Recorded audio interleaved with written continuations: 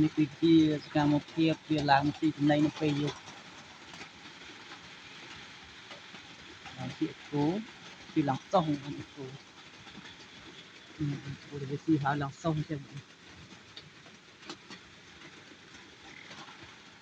សម្រាប់បងប្អូនគាត់មានចំគោចំកពែងចំកបីបងគួរតែចំទលេនក្រហមទៅដើម្បីយើងឲ្យវាផលិតជីកប៉ុស្តិ៍ព្រោះអាចទលេនហ្នឹងល្អបងដាក់ដំណាំហៅជីកប៉ុស្តិ៍ទលេនបងសម្រាប់បងប្អូនកសិករយើងដែលគាត់មានចំគោចំជ្រូកទេចំពពែតែប្រភេទលមុខគោនិងលមុខកបីបងទៀតអានឹងល្អសម្រាប់ទលេននៅស៊ីងាយស្រួលស៊ីយើងយកឡើងយើងយកមកស៊ីឡើងសុកពេលថ្ងៃវាទៅពេលថ្ងៃវារុកនៅក្នុងតើតែយើងកាយមិនឃើញមិនតែពេលយប់ចេះយើងទៅធ្វើទៅឃើញបងហើយពណ៌របស់វាគឺក្រហមមិនតែពីត្រូវភ្លើងទៅពណ៌ឡើងស៊ីចម្ពោះងាយចំសត្វនេះ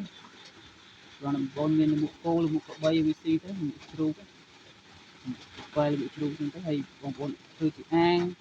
មានតបោមានស្បៃគាត់ជុំវិញទៅវាកោបលមុខគោលមុខកបីហ្នឹងយកមកបោះដាក់អាងទៅទឹកទៅហើយយើងដាក់ពូជទលេនទៅវារុកចូលស៊ីបងប្អូនកាត់កូនកាត់ចៅអរគុណច្រើនបងប្អូន